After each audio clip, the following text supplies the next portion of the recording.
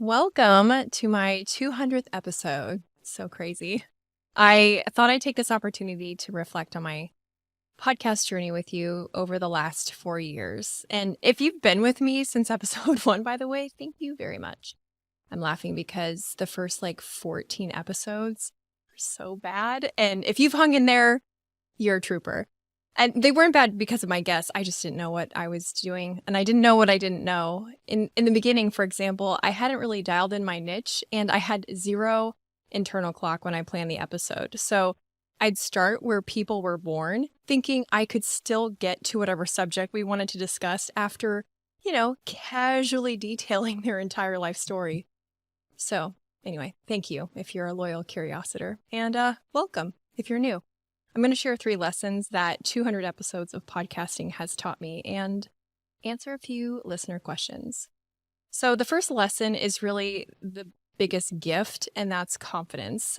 I definitely considered myself a confident person before podcasting, but it's really something else to look back and see how my confidence has filled out and kind of anchored in.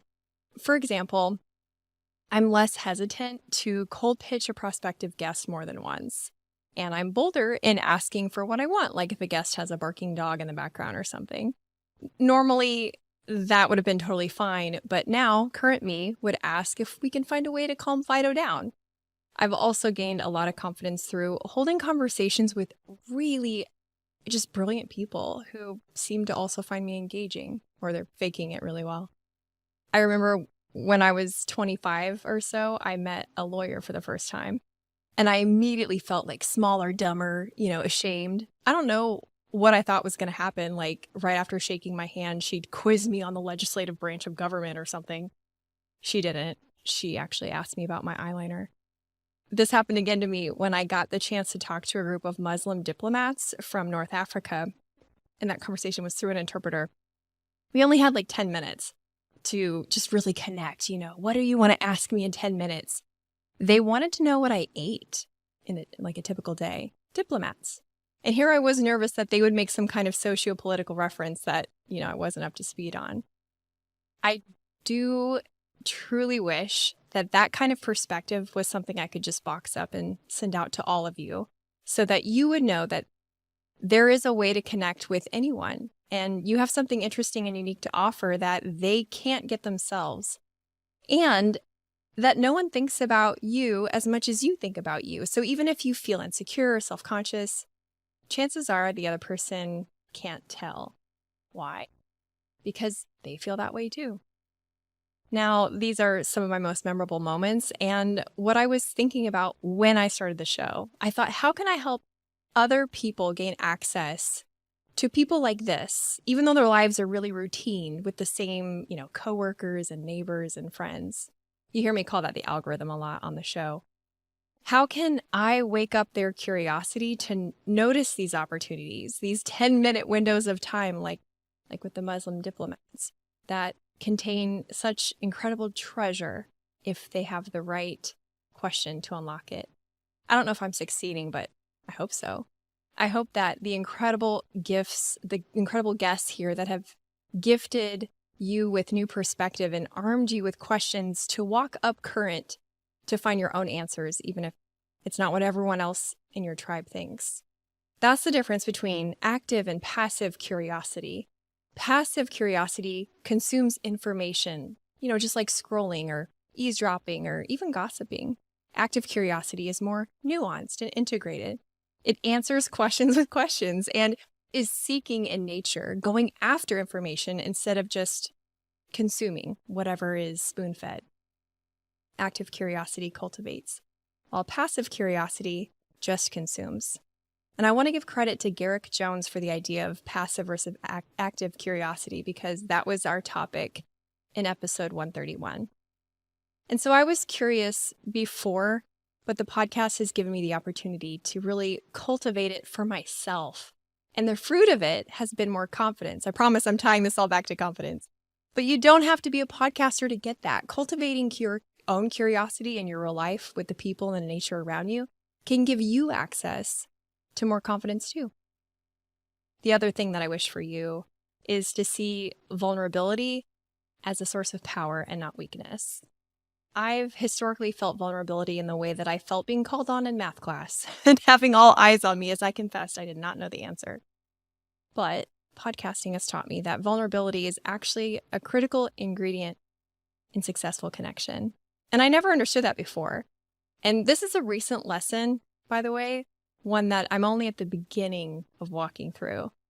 But as a sensitive person, as a woman, I am calibrated to adjust my presentation of myself to the needs and the moods of the people around me, really.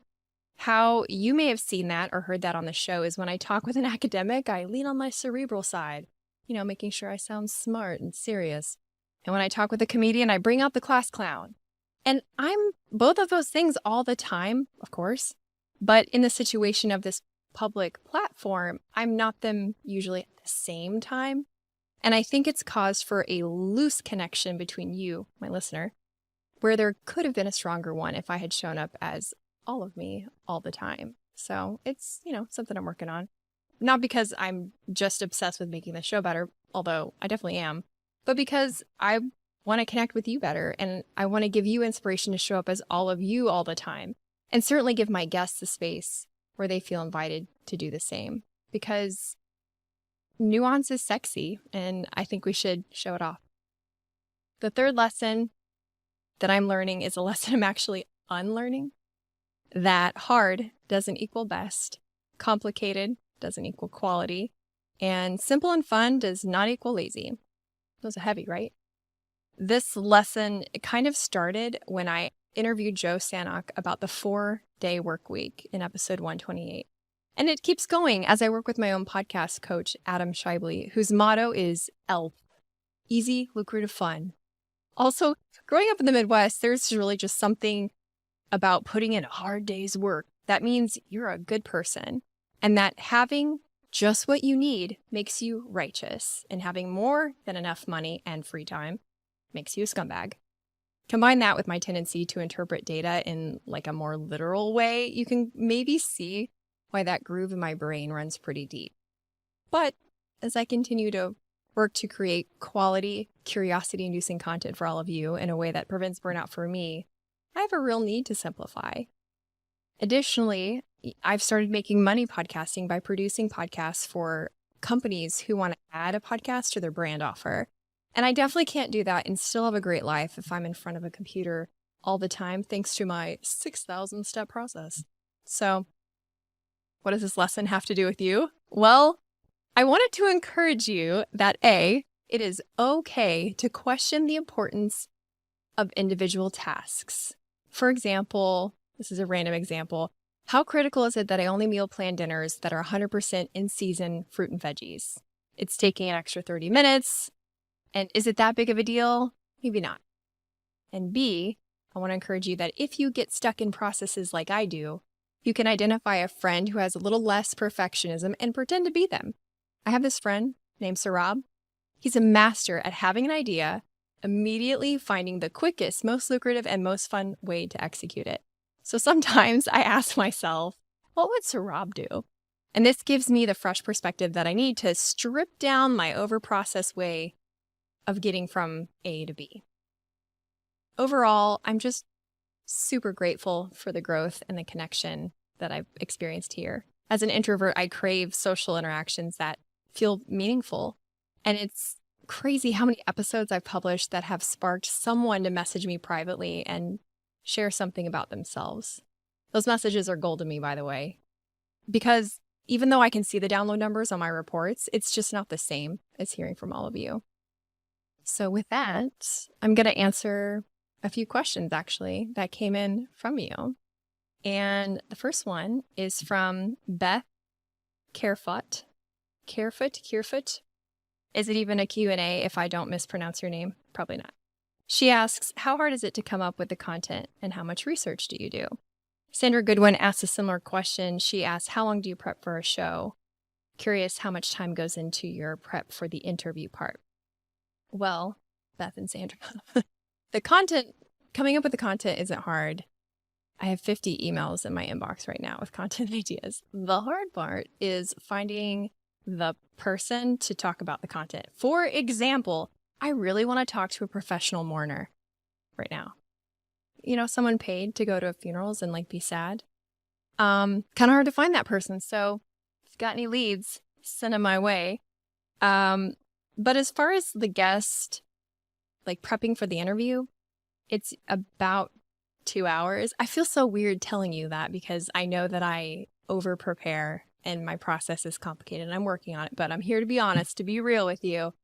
So that doesn't include the process of discovering the guest, learning about them, etc. But after I have the guest booked, it's usually about 2 hours of time where I have a pre-production video chat, rearrange the questions in an order that doesn't feel like audio ping pong, and write that intro that y'all love so much. So that's about 2 hours.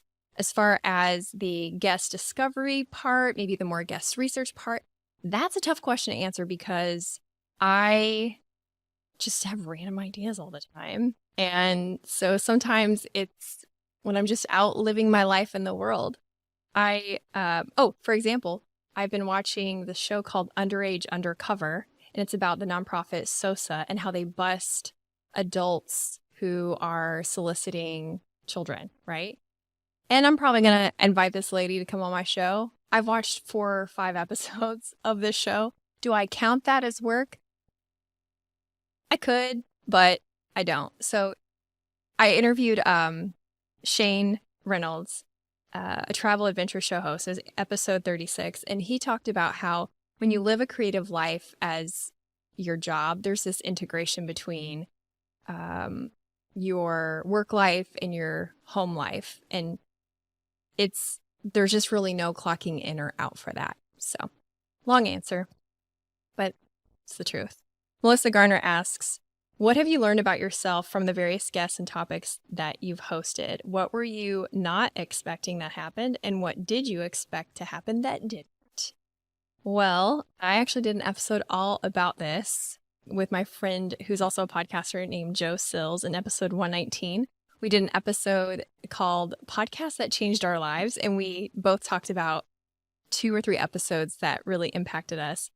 But one thing that I've learned about myself in the more recent part of my podcast journey is I think not finishing college actually has given me an advantage. And I've not always felt that way. But I realized that I have this outsider perspective that brings something fresh to these conversations, especially like with academics or with subject matter that is usually confined in a certain framework. I've not been indoctrinated in that way of speaking or thinking. Same could be said of me not spending very much time in a formal like corporate setting. So it's funny in your life how some of the things that you could feel self-conscious about are actually strengths. So I hope that encourages you to kind of reframe maybe something that you feel self-conscious about that actually could be an asset. What was I not expecting? I was not expecting to meet so many amazing guests on my show that actually became real life friends, but I love it and I hope it never stops. What was I expecting that didn't happen? This was more in the beginning-ish part of my podcast journey. Something that I expected to happen that didn't was in the beginning of my podcast journey was I thought that every guest that I had on a show would share and promote the episode. And that sounds so stupid to admit, but I definitely thought that's how it would work.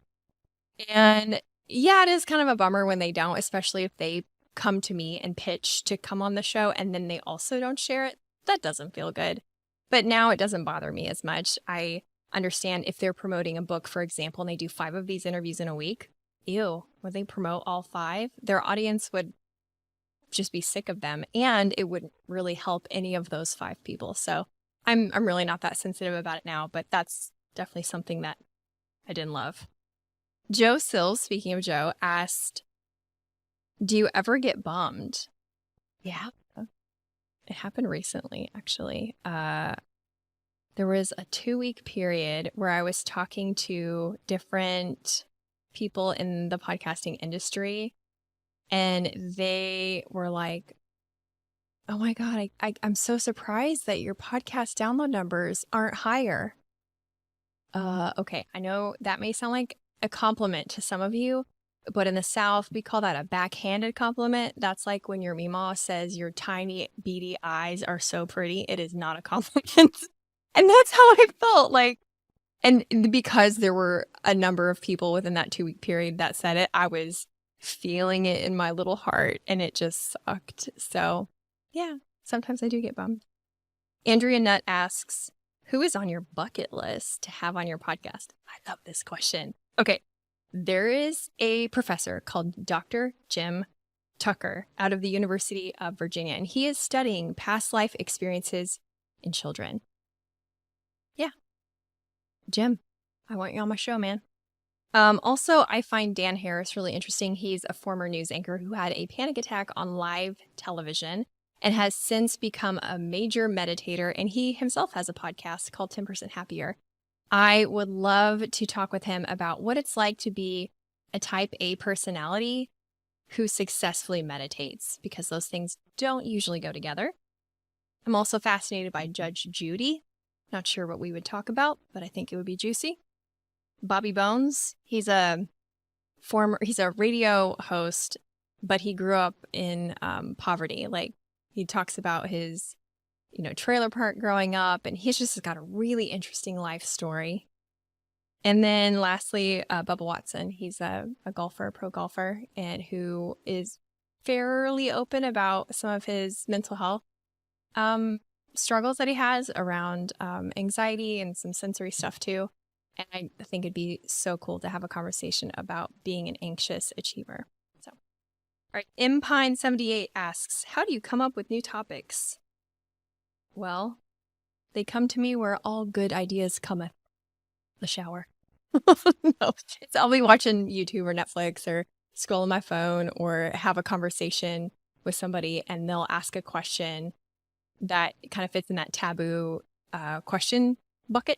And I'll go, ooh, that's good. And then, you guessed it, I will email myself. And that's why I have 50 emails from myself.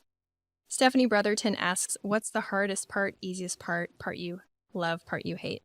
The hardest part is that I also hate is culling through the episodes after I've recorded them.